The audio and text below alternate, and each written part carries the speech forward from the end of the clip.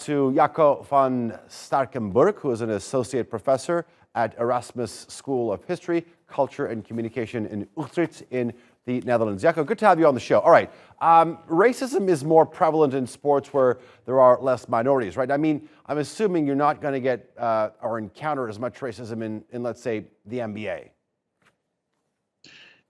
Indeed, I mean, football or soccer, as we may call it, it's very diverse, ethnically diverse.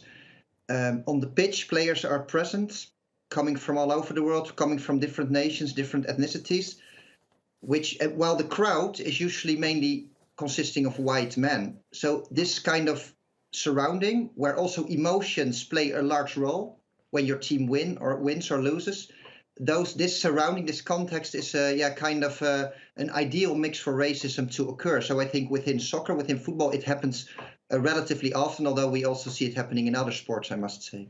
Jacco, you were involved in the publication of a paper about a year ago, so I want to ask you about that. We talked about players on the pitch or on the court. We talked about fans in the stands. I'm wondering how the underrepresentation of racial minorities in coaching positions, in leadership positions, plays into this whole, the racism that we're seeing.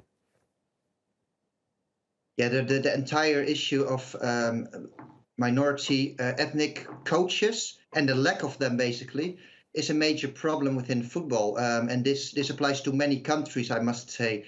We see that the coaching staff is usually consisting of white men, while on the pitch it's very diverse. And we know that some of those players with a migration background, they also want to become a coach.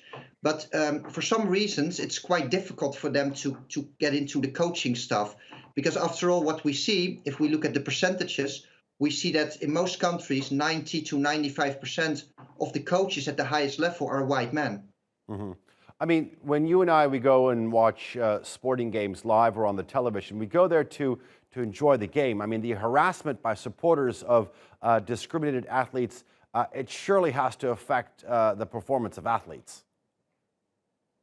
Yeah, I'm sure it does. I mean, those are young people that we're talking about, young players who get harassed, racially harassed, sometimes within the stadium, but increasingly also in the anonymous online domain, which is increasingly a problem. So they have to kind of deal with all these comments when they, for instance, miss a penalty, which increases, of course, the pressure upon them, while they are afraid that when they themselves are black players, they are afraid to get all kinds of racial abuse, whether it's in the stadium or online. So indeed, you're right. I mean, it is a problem, and it will probably, definitely influence their performance or their well-being.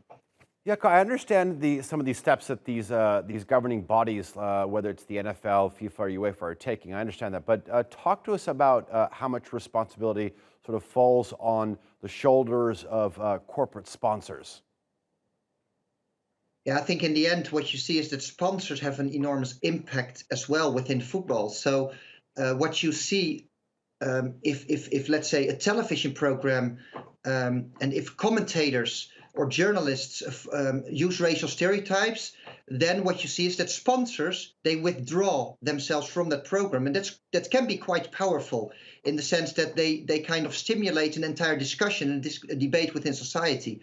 So sponsors have a role to play here, and they usually increasingly take that role, right? So I think they have an impact, but not so much research has been done on that particular aspect, to my knowledge. So there could be more research onto the role of sponsors. I think it's an interesting avenue also of future research. Mm-hmm. Do you see the situation getting worse? The situation in terms of the coaching staff, which is white, that's kind of the same. There's not much improvement. The situation when we talk about online racism, that is increasingly a problem. So you can observe in those countries where research has been done that online racism is on the rise, and it's anonymous, so it's relatively hard to challenge it, to combat it. But that's increasingly a problem for sure. Do you feel that social media becoming more and more a bigger part of our lives, it's easier sort of for the global audience to become aware of the racism that's going on in the game?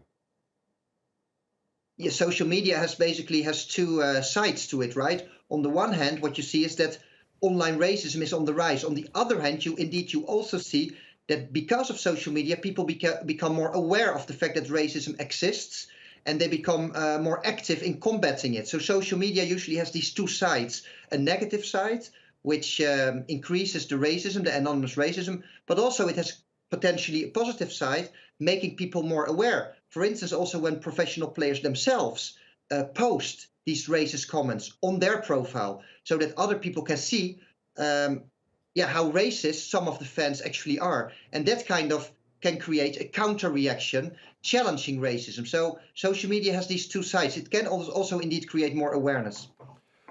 Jacco van Sterkenburg, thank you very much for coming on the NewsHour. I do appreciate the analysis and the explanation.